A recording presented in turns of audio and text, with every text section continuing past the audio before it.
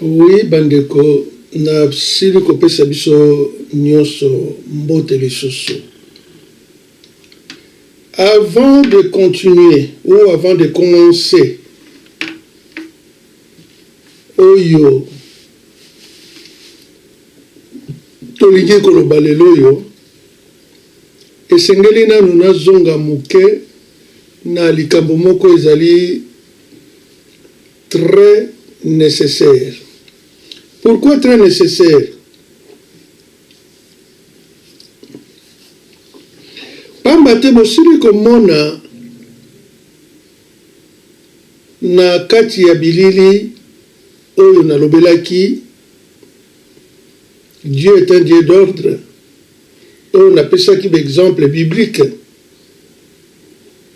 On a kendeki pe musika te parce que motonyoso azan elimo mosantu, il a compris ce que j'ai voulu dire concernant makambo oyo ezali ko passer na mikolo ya lelo oyo. Mais ce qui n'a tiaki drapeau ezalaki pona ko yeba maloba yango ezali adressé na banani pona ko yiko tia drapeau nigérian te eza lokola ba prophète musu aza ko bima aza ko lobela makambo ya Nigeria aza ko lobela makambo ya mboka mususu alors que na mboka na bango nano aza ko koka ko lobela yango te. Mais soko tali batu ya Israël ba prophète wana bazalaki ko lobela baye oyo bazalaki ko bundisa bango. Balobelaki français te et balobelaka Amérique te po nini bango bazalaki na likambo te na bango. Mais ya biso komi ba impression alobeli Nigeria alobeli boye, mais ça ne reflète pas la réalité divine. Yo ça le problème na ndako na yo le talango yo zo ko le problème ya voisin. Alors la charité bien ordonnée commence par soi-même. Voilà likambo oyo nazalaki koloba yangwana. Soki botali likambo oyo nalobelaki ngai ndeko ya bino natiaki kombo ya ntumwa Kongo pamba te moto na moto na se ya mokili oyo azali na mission na ye oyo Nzambe atindelaki ye. Biso tozali ba Congolais toyaki pe par hasard ete na mboka wana toponaka baboti oyo biso soukup na biso ekoyaki esika wana po tomonaki bango baza bien na kokola malamu esika wana bakolakisa bakosunga ngai et puis kino na koya koyeba véritable identité na ngai po nasalela mosala o Nzambe apesi ngai. Yango na komona na livre ya Jérémie Nzambe aza koloba Jérémie 1 aza koloba na yebaki yo avant même mobima na libumu ya mama na yo natiaki yo déjà prophète des nations. Nzambe akolobela likambo wana de manière diverse. Basusu bakokoma ba président, basusu bakokoma ba instituteur, basusu bakokoma ba nettoyeur, basusu bakokoma ba commerçant, basusu bakokoma ba taximan. Donc moto na moto na likabo na ye na ministère na ye et basusu bakokoma ba pasteur, ba apôtre, ba prophète. Mais basusu depuis le moins na bango bazo déjà conscience ya mission na bango, mais il n'en est pas de même, il en est pas de même pour tous.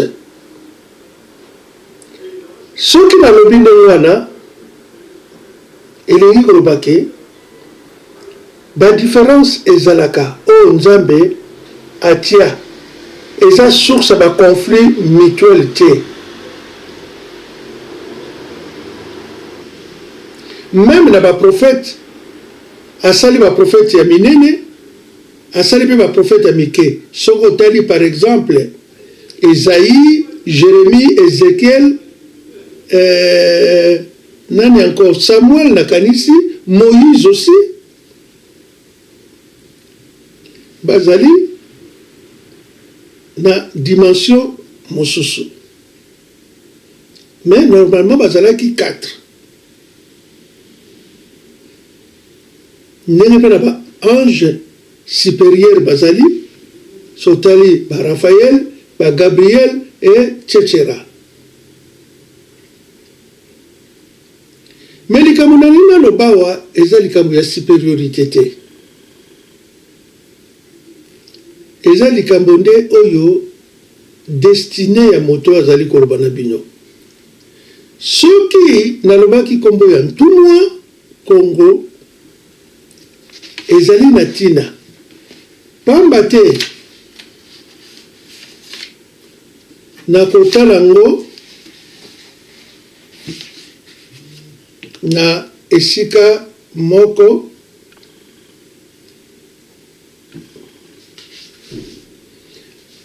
ntumwa elingi koloba motindami mpona simplifier bino tâche tokokozwa à peu près un prophète envoyé de Dieu pour parler de la part de Dieu. Alors, l'attribution du nom chez les Bakongo était nécessaire pour mieux appréhender les difficultés, des problèmes de cette famille ou société en pleine mutation.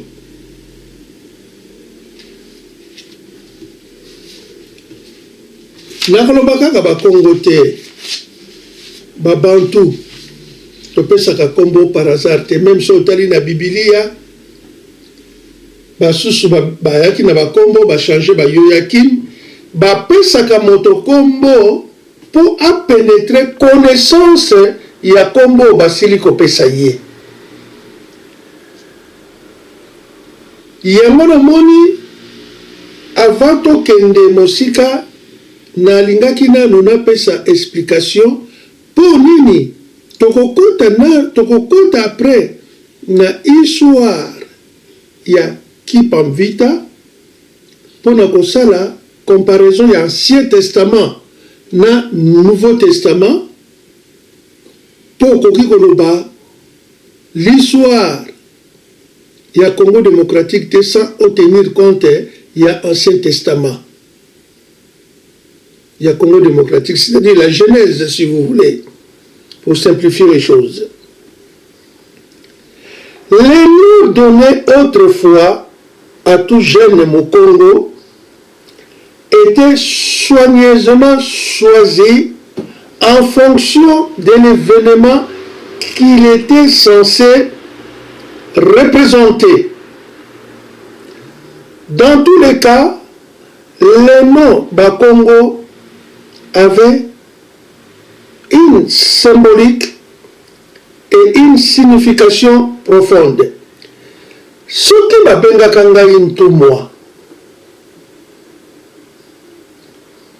c'est parce que na botami na période de colonisation belge. Et colonisation wana ezalaki dure. Tozalaki bana mike, mais avec un œil très aigu, des oreilles lisusu très aigu, tozalaki koyoka o nyonso ezalaki koleka. Et ngai na 59 na bandaki déjà kolobela makambo ya Congo oyo ekamisaki baye batiaki nga na mokili baye mpe oyo bakoko ya ngai banoko ya ngai, bref lignée mobimba na bakoko ya balabala ezalaki kokamwa me mwana oyo aza koloba makambo nini. Je parlais de la victoire, il y a indépendance.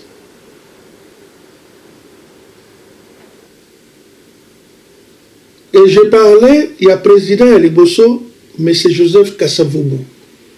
Kino akovanda na balabala India, kino akoya kotala ngai. Pour la Congo, le roi Kasavubu zaki à Congo, avec notre croyance qui est aussi biblique dans l'Apocalypse 14, la réincarnation, et comme qui Makambo Ebele, Kosambe Rabato, ça c'était l'homme qui vous parle. Nakoki ko sa identité na nga naissance te nakoki pe ko bomba ngote. C'est la raison pour laquelle nalobelaka mingi makambo ya Congo. Mais nakanisi pe ngongango oyo ekomi nakopesa histoire oyo nakosala awa nakanisi tokose comprendre biso nyonso esika wana.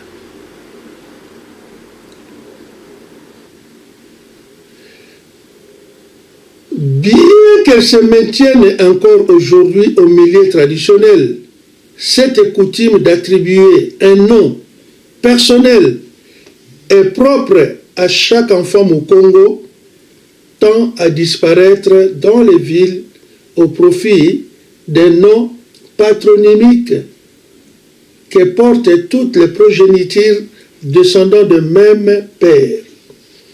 Bon, lelo makambango ekomi kobunga depuis la Genèse 50 tango ba patriarche babandaki histoire na bango bayaki nango pe kuna na kati ya Congo ekomi kobunga mais na ba milieu traditionnel eza toujours cette façon d'attribuer le nom n'a plus la même signification dans les sociétés Bakongo ou Bantou. Il faut reconnaître cependant que ce privilège n'était accordé qu'exceptionnellement, étant donné que le nom de chaque Mukongo devait symboliser un événement. Yangono moni tout mois est symbolisé événement. Oyo e pasaka nakati ya Congo na l'époque à colonisation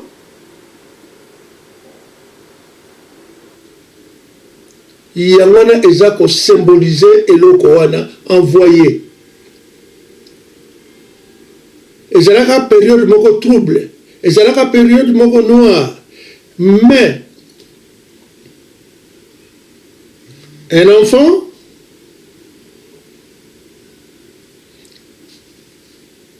oyo qui se met à parler na makambo eza koleka wana aza ko assurer bato qu'il y aura une victoire,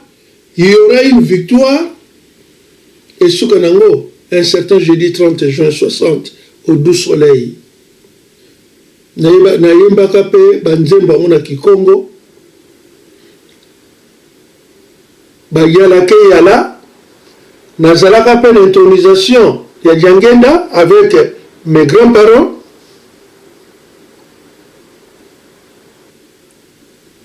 ezalaka ba réalité oyo na vivaki na tango wana omoni ndenge ezalaka premier amour mais tango oza kokola moto akoya kochanger akokoma pele makambo mosusu. Bref tokosola ngo mikolo ezali koya mais lelo toza nano continuer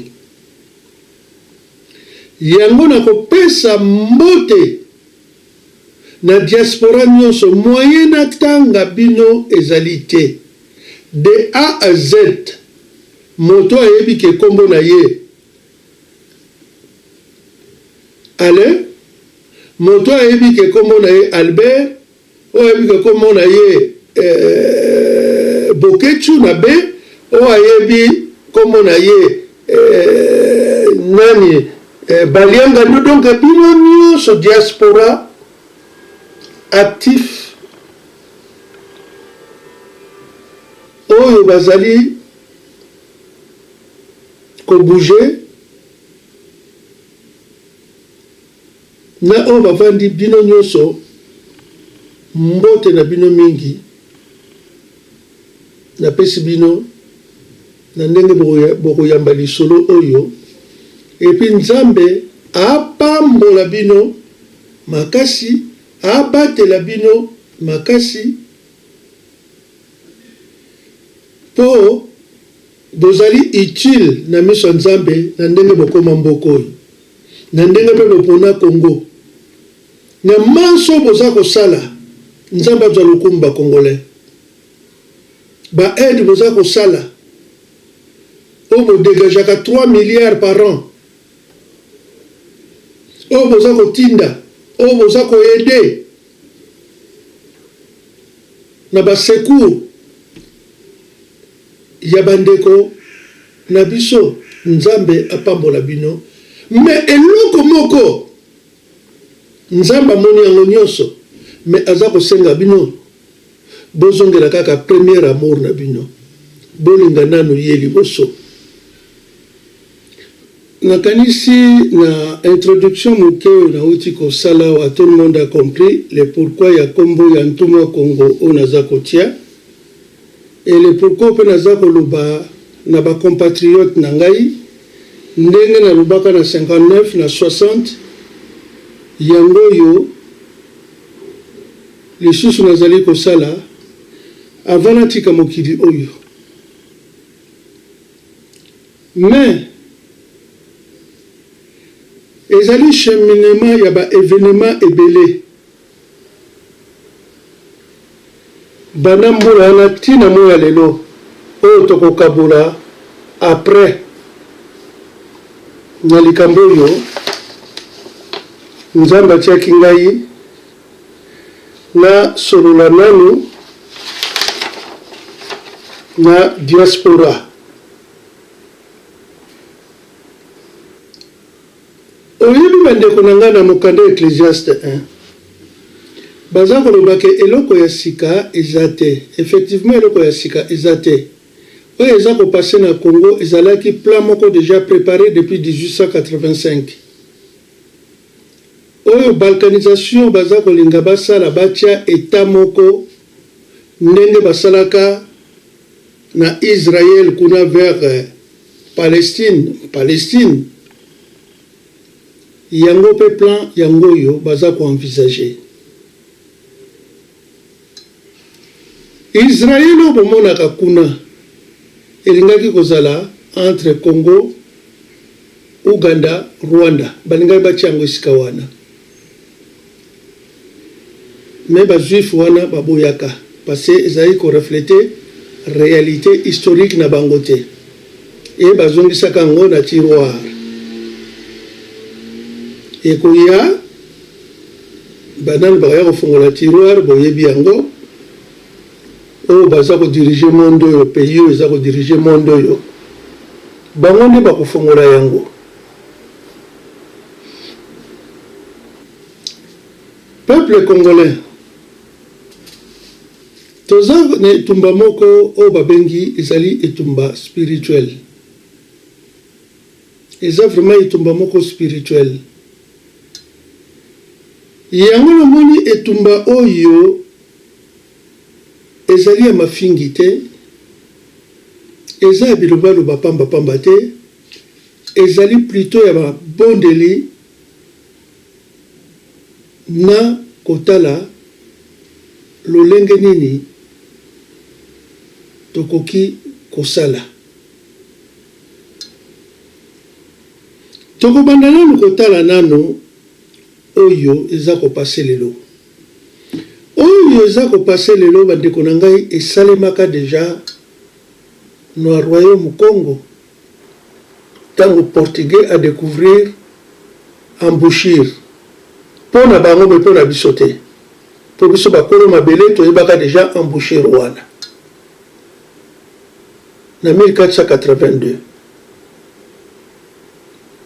bakokota muke ekino bakoya kobimisa esclavagisme, l'espagnol baye, Bolande baye ezalaki makambo ebele. Lokola bakomaki déchaîné par la part du profit. Ba marchand wana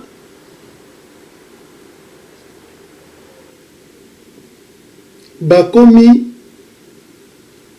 kokanga Congolais oyo azali libre, même oyo azali esclave, bakomi kozwa bango. C'était vers le XVIIe siècle, comme au siècle suivant. Règle générale, la bango fit que tout esclave, homme noir, quelle était sa condition sociale, pouvait être réduit en esclavage et déporté en Amérique. Le nôtre za kotala ngo lelo yo o nyonso yo bazali ko bomakuna. Eza soute que parce qu'azali autorité.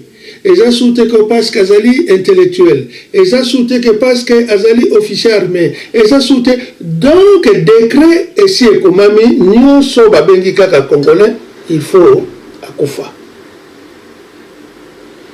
Et d'ailleurs, c'est très difficile. Yakoyeba ke oyo aza libre, oyo azali païen, oyo aza boye, ezalaki très difficile na condition ya tango wana. Alors,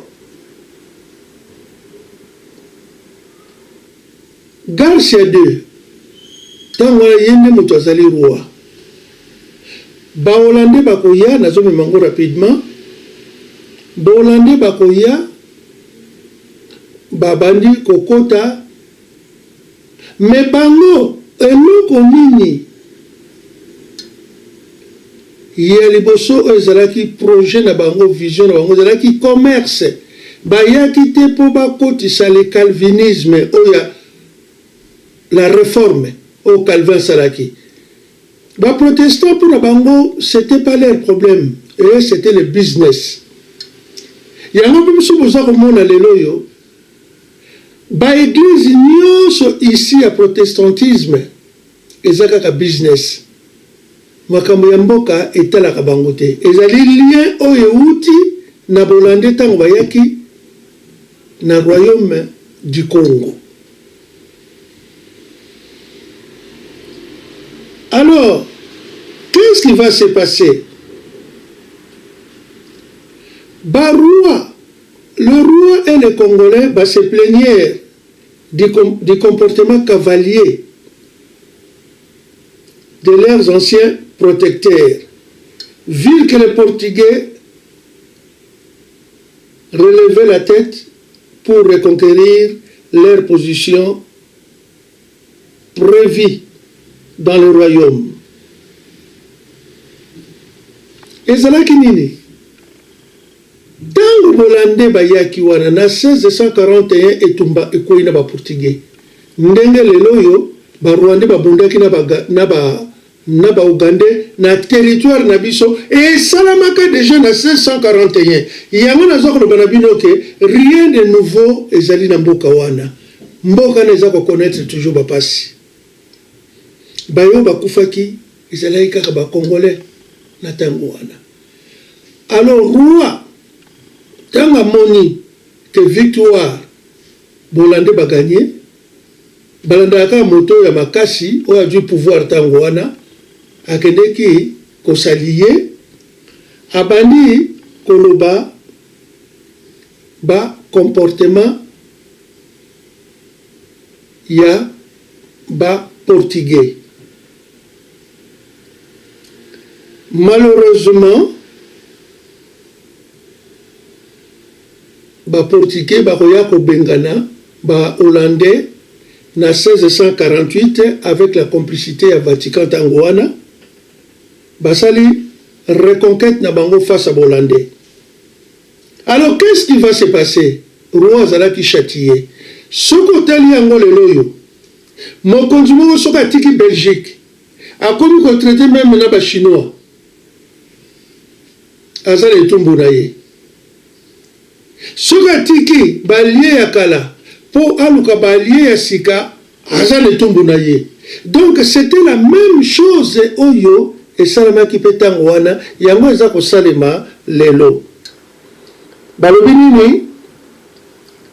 Roi il faut atika l'île Nzimbu, coquillage mollet entre parenthèses,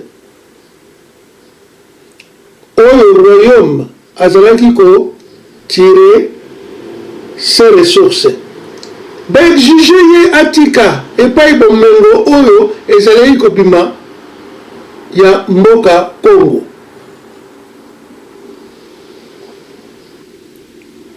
Baexige lisusu ba esclave oyo bakimaki oyo ba portugais bakimaki, c'est-à-dire oyo ba portugais bazalaki na bango bakimaki pendant guerre wana,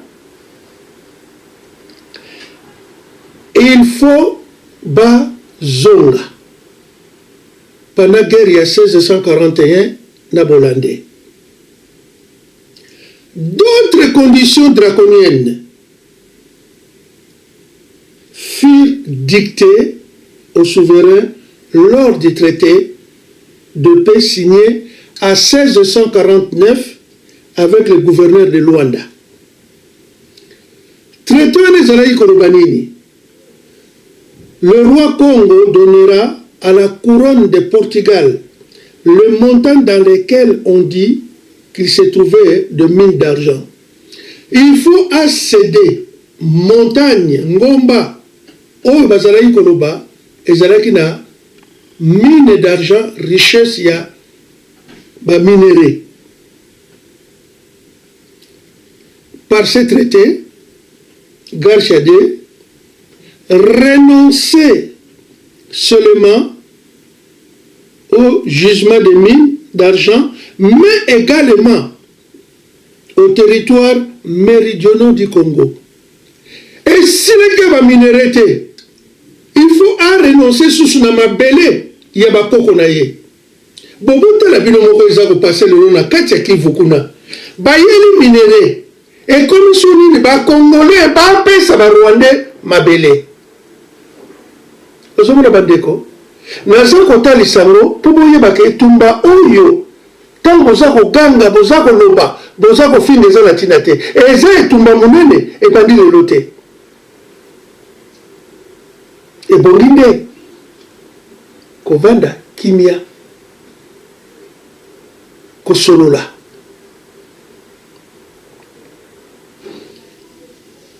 En dépit de toutes les humiliations subies ou qu'il ait à subir, le roi Garcia II fut quand même un intelligent et habile. Pour sauver son trône, il a mené à l'égard des Portugais une politique à la fois souple et ferme. Et ezalaki lolenge moko na oyo ntango eyaki indépendance bato bamonaki Kasavubu yuma, mais Kasavubu azalaki yanke auprès ya Nzambe. Kasavubu a voulu trouver l'intérêt ya ba Belge na ya ba Congolais. Azalaki souple et ferme. Pour nini azalaki déjà na histoire ya bakoko na ye oyo ba Congolais le reste ya ba province mosusu bayebaki yango te, mais ye ayebaki déjà makambo wana kala ya mundele ndenge akotaki na porte ya ouest. Mais tango Garcia II akufi na 1661 Kibokonzi ekei na ndako mosusu oyo ezalaki ya Bisi Lanza, donc tribu moko Congo babengaka Bisi Lanza, nakomi bango mpe kaka clan. Antonio Ier, qui reçoit la nouvelle maison,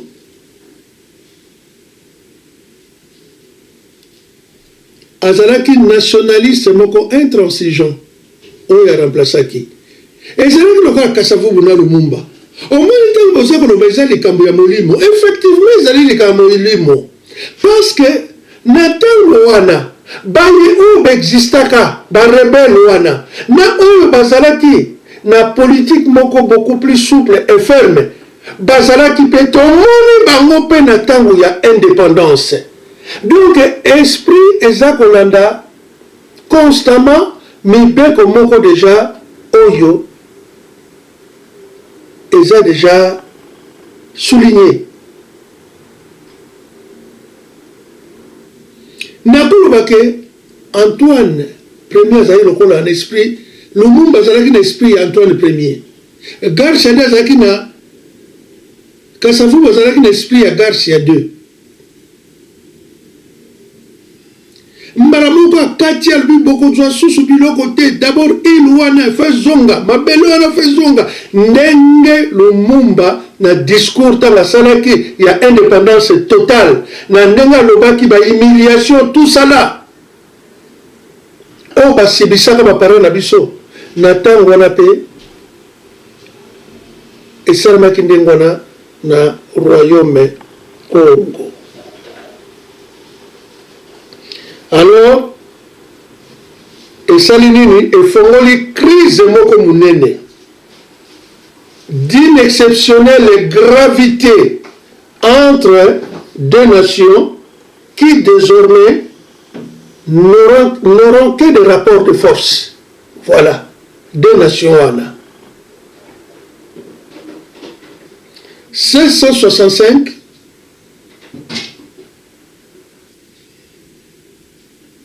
le roi Antonio Ier akokufa. En 1665, avènement ya Alvaro VII, contesté par ses pairs, a renversé en 1666. Exactement Oyo est passé après l'indépendance. Exactement Oyo est passé, bakoboya mokonzi mosusu, mais à cause de la pouvoir pour la nini soutien ezali wana. Alvaro VIII akoya na 1676 ti na 1669 protégé ya compte ya mokonzi ya Soyo. Ce roi se maintiendra au pouvoir pendant 3 ans grâce à la complicité agissante ya ba portugais. Naza kotalisa bino ngo po bosalaka ba comparaison na oyo eza kuna manso eza koleka na mokola lelo. Alors la grande confusion règne partout. En 1668, tirant de ces chaos politiques, dont Pedro III, Nzimba Tumba, 1668 à 1683, se proclame roi de Lemba Bula Congo. Après l'indépendance, qu'est-ce qui s'est passé? Kalonji Tonga a se proclamé Kuna Nakasai, empereur. Moïse Tchombe, Nakatanga. Et il s'est là qui pendait le royaume Congo. On a se proclamé roi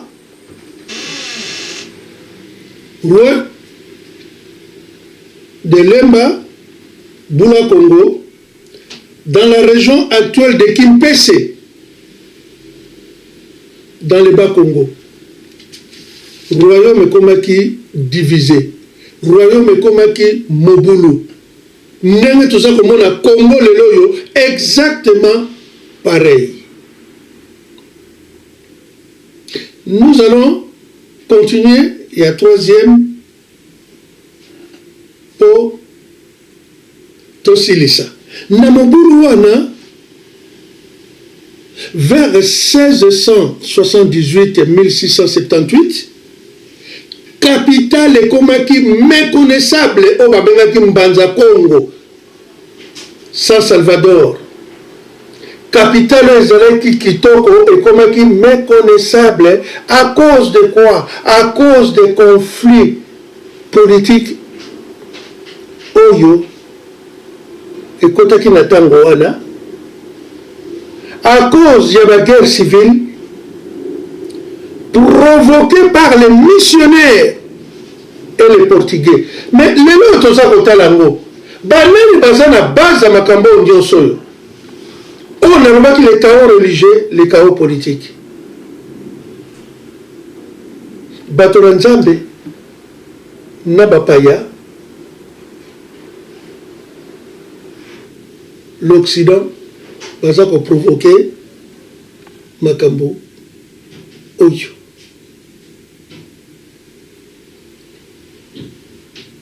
Alors comme la misère était grande na mboka, misère ezalaki vraiment pasi na mboka, et ben intérêt ya ba colonisateur ezalaki protégé te nulle part. Bas Portugais, après avoir provoqué la crise, firent amende honorable, renvoya dos à dos le désinflexible prétendant, les Portugais leur opposèrent une troisième candidature en la personne de Pedro IV. Tango, tribu, Lanza, clan Lanza, na ki Mpanzu, eza kobundela pouvoir à cause ya etumba oyo ba Portugais ba kotisaki na kati ya mboka. Basali nini batiki bango e baluki sikoyo moto na bango oyo ko protéger ba intérêt na bango ba imposer kombo ya moto ngo nini Pedro IV Agua Rosada. Basali ko benga ye les pacifistes. Yoka Kombo, basalini déjà publicité les pacifistes pour nini basi ba infiltrer qui déjà mboka ba installer qui déjà puissance na bango militaire. Donc na complicité ya compte de soyo motowana azwaki Kibokonzi oyo ezalaki ya yete botela bino moko lelo oyo eza koleka bokomona ngo ke eloko ya sika ezali te na mboka ya Congo. Après 60 ntango Mobutu na Kasavubu nani Lumumba pardon na Kasavubu incompréhension ekoti ba préparaka déjà troisième Mobutu. Mobutu na kobenga ye Pedro IV. Ba préparaka ye déjà. Ba bimisi ye comme les pacifiques, les guides, les pacificateurs. Donc ye moto amemi kimia. Et yende moto ako protéger ba intérêt ya l'Occident na ndenge sengeli pamba te Kasavubu na Lumumba ba intérêt na bango ezalaki protéger nulle part na mobulu ekoyaki naza kolakisa bino yango mpo bomona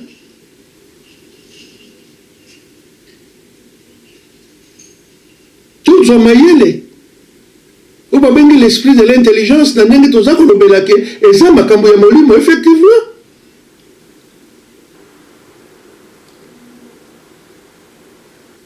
Alors ye moto wana aidé et soutenu par les Portugais qui voulaient un roi à leur dévotion, Pedro IV se fit reconnaître par quelques électeurs. Voilà. Lokola wazwaki moto wana, quelques électeurs nini bakozala na ye. Parce que soutien ezwamaki.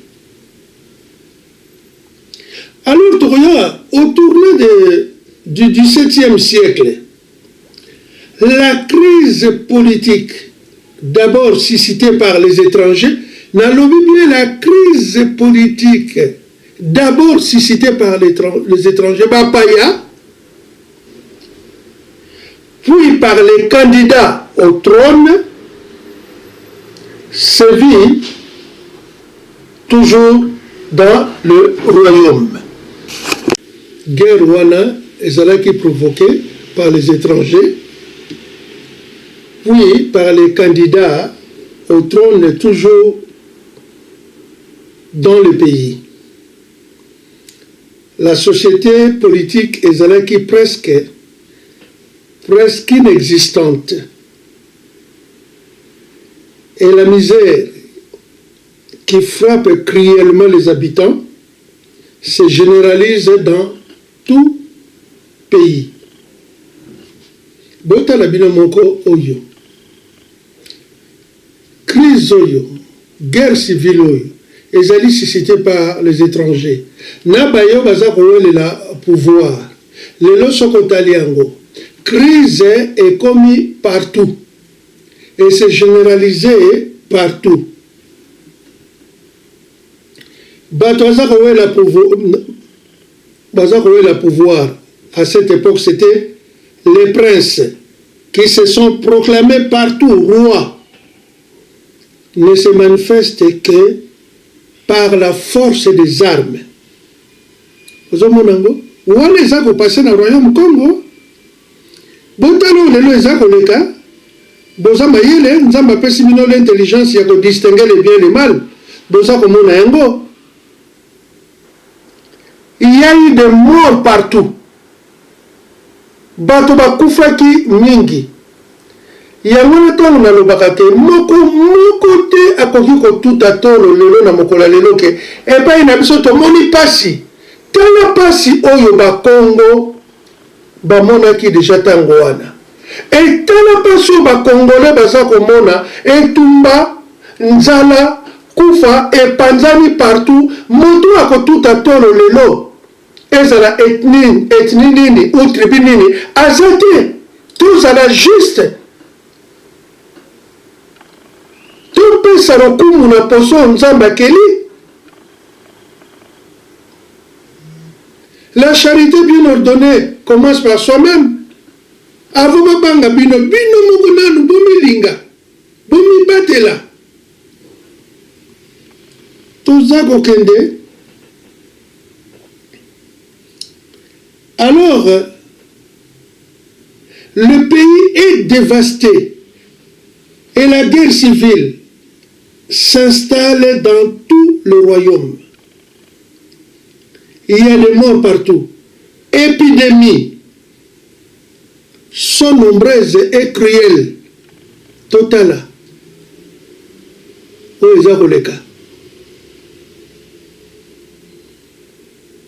La famine sévit et augmente le nombre de victimes.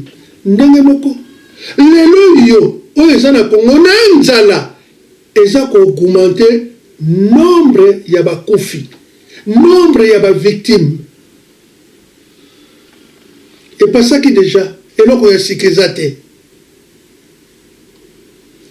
La crise est grave et tout cela paraît insolite au Bakongo. Nous sommes comme qui m'appelle et pas au Bakongo. cet effondrement du pouvoir inquiète.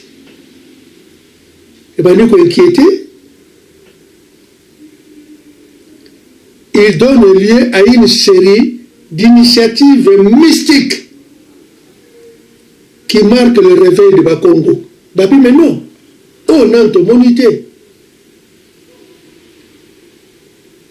Alors, et comme il y a un mystique, oh, comme il y a un réveil à Bakongo. Il y a un lelo pe sokotali yango. Eza ndenge moko, mais différence ezali. Réveil mystique wana eza te. Alors, toute cette tentative tente à la restauration et à la libération du royaume du joug des étrangers. Nous, sur la tentative, nous ne pouvons pas kobimisa mboka na maboko ya ba étranger esalamaki na royaume Congo. Initiative ya ba prophète comme se multiplier ndenge lelo toza komona yango na lobaki likambo Dieu est un Dieu d'ordre et se comporte de bouche à oreille et comme kopanzana na minoko ya bato. Dès 1703, c'est une véritable action politique qui commence en vue de l'unité du royaume. En 1703. Pour la unité du royaume.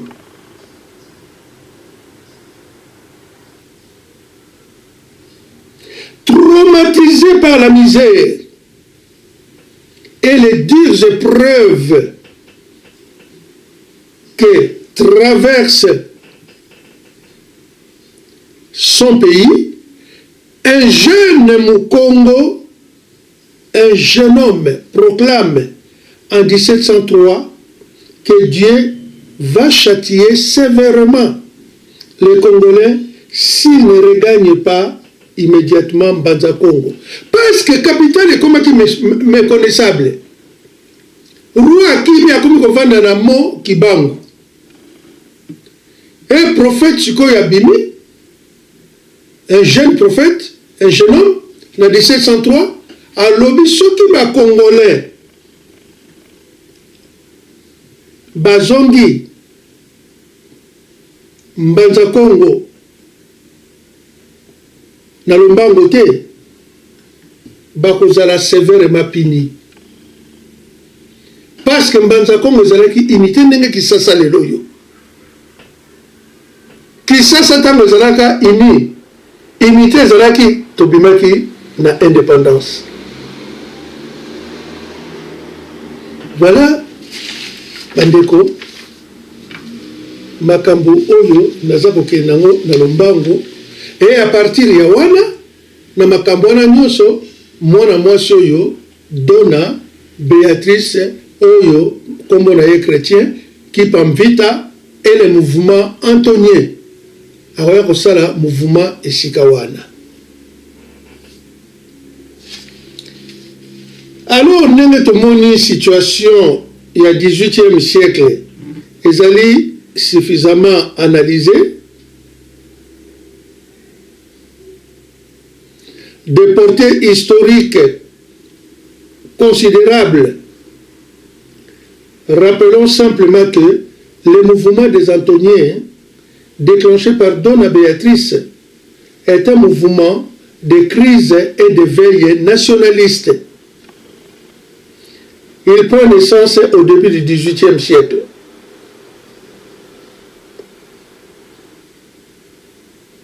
Dans un contexte politique difficile, alors le royaume a déjà subi l'influence portugaise depuis près de 3 siècles et que le heurt assez violent ne cesse d'opposer les Portugais et les Portugais au Bakongo. Tala qui pas déjà Tawabimi, qui pamvita Dona Béatrice. akoya kokuta likambo déjà baportugais depuis 300 ans bakotisaki mobulu wana ye akoya kokuta yango ebino moko bokalkile lelo oyo ya biso ça fait combien de siècles tobotomi lelo dona aye kokuta yango kimbango aye kokuta yango bongo etumbana bozwa komona ngo eza moke ntango boza kosala badivision ya bino ya pampa bozwa mona ngo eza moke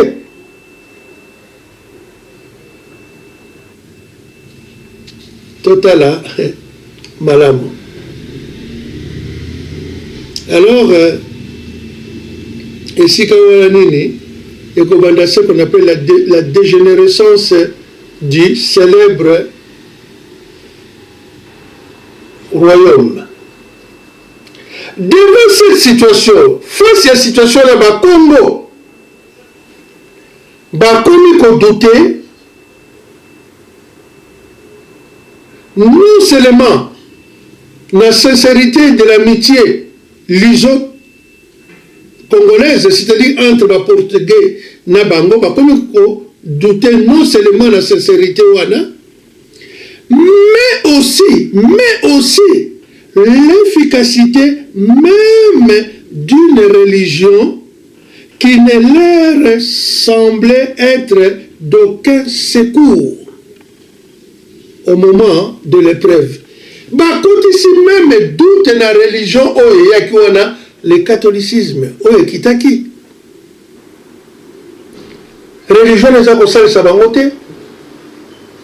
Même n'a pas si on va qui connaît la guerre, c'est la même chose comme tout nos questions. Et tout nous qui déjà Natangoana.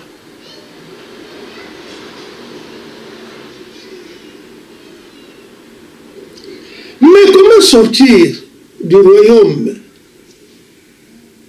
Comment sortir le pays du chaos? La restauration du royaume, le rétablissement de la paix était ardemment souhaité par le peuple comme les notables. La misère et le désordre n'ayant que trop duré.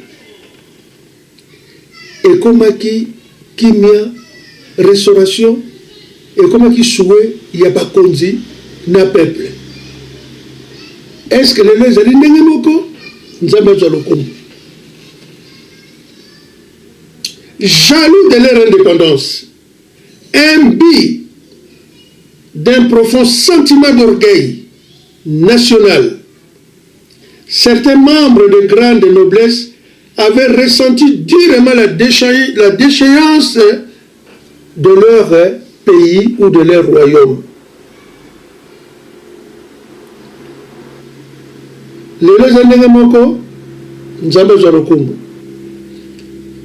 C'est donc contre cet état de choses intolérables que se développe et se propagea avec un succès surprenant le mouvement antonien fondé par Mama Kimpamvita.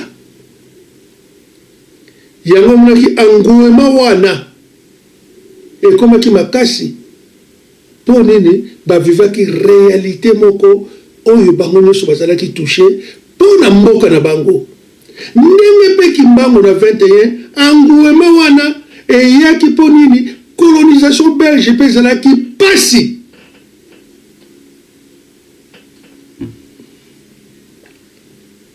C'est l'aristocrate Donna Béatrice qui prit la tête de ce mouvement de restauration nationale. Et c'est là qui m'en a moi aussi. Au XVIIIe siècle, la véritable fondatrice de la religion congolaise fut Kimpa Mvita. Yende Motu Azali, véritable fondatrice de la religion congolaise.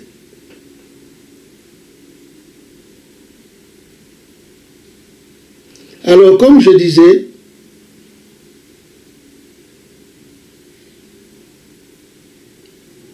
chaque Chaque nom attribué à un enfant au Congo a une signification particulière.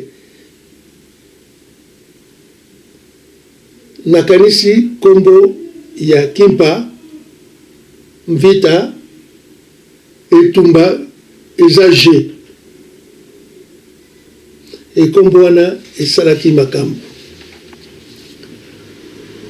Na suki wana lelo moto nyonso nakanisi bokokolisa makanisi na bino koleka ngai, Nzambe azwa lokumu.